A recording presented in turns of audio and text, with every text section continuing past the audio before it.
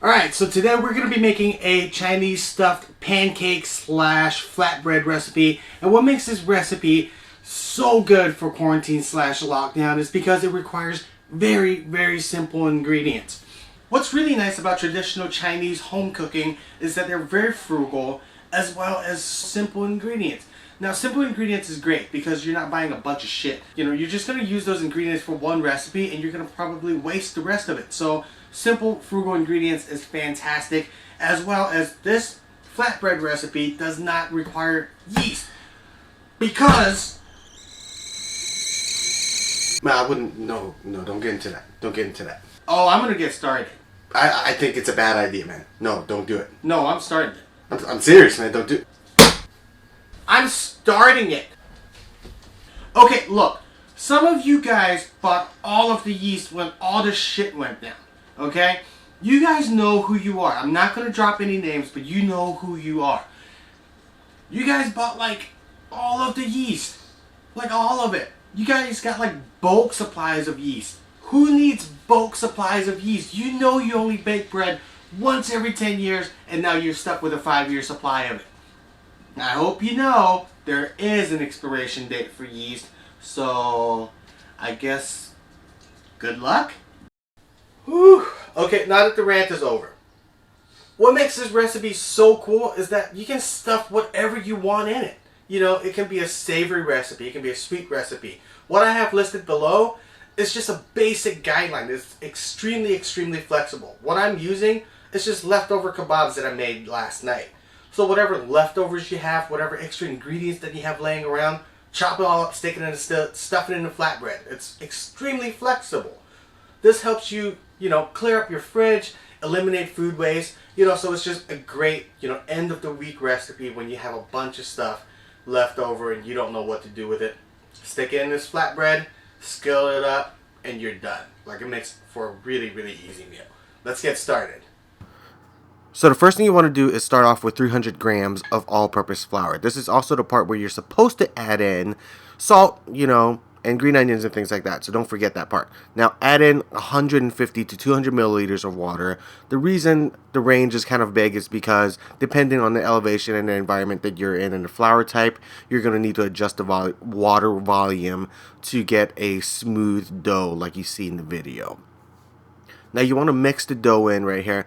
As you can see, I forgot to add in my salt and green onions. Don't do that because it's kind of a bitch to add in later and knead it in. Now, after the dough has came together, as you can see, this is not very sticky and it's a fairly smooth dough. Knead it for a little bit. Cover it back up with a damp cloth and let it rest for an hour, at least an hour. So if you're actually filming, you'll want to make sure that your camera is actually in focus first. Now, I'm fine dicing a carrot here. And I am going to slice up about 4 things of shallots. And the next thing you want to do is practice your karate and smash open a bulb of garlic, which kind of hurt. Now, if you have trouble peeling garlic, smash the clove a little bit with a knife and the skin comes right off. So I have several cloves of garlic here, but we all know you're not going to listen if I tell you 1 to 2 cloves. So just use whatever and however many cloves of garlic that you want and just mince it up. Now the next thing you want to do is heat up a skillet over medium heat with some neutral flavor oil and add in your aromatics. Now your aromatics consist of garlic, shallots, onions. You know what an aromatic is.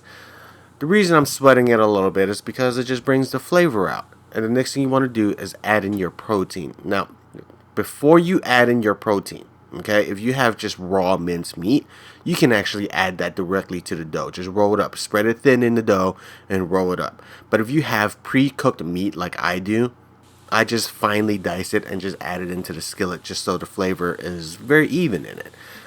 So I added a quick drizzle of soy sauce, a little bit of sugar, and some Sichuan peppercorn in it just to balance the flavor out to how I like it. But honestly, you can add whatever spices you want. Now after your dough has rested, divide it into 6 to 7 portions. I got 7 portions out of mine, so it just depends on how big of a pancake you want to do. Now take each portion, leave the rest of it covered in a damp cloth so it doesn't dry out, and roll it out in a floured surface. Okay, what you want to do is roll it out to about 2 to 3 inches wide and about 5 to 6 inches long to give yourself plenty of space to work with. But you also don't want the dough to stay too thick or too thin. As you can see here, mine's about a little less than 1/8 of an inch. Spread your ingredients in there very thinly, okay? You don't want to overstuff it or else it'll bust open. And the reason I'm rolling it up and pinching the sides closed is because I have diced meat instead of minced meat in there, and it falls out really easily. So I pinched everything and all the ends closed, so that way everything stays in there nice and tight and it doesn't fall out while I'm frying it up. And after you pinch everything closed and you have everything rolled up, you want to stand it on its side, okay, like this. And then you want to smush it. You want to smush it down and flatten it out. And this is also the part where you want to add your sesame seeds on top and things like that, okay?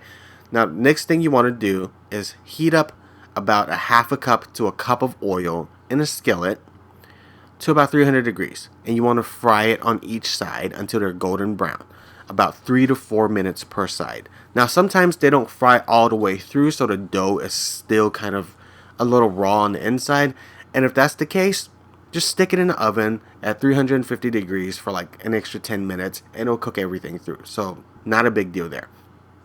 And as you can see here, these are fried to a perfect golden brown.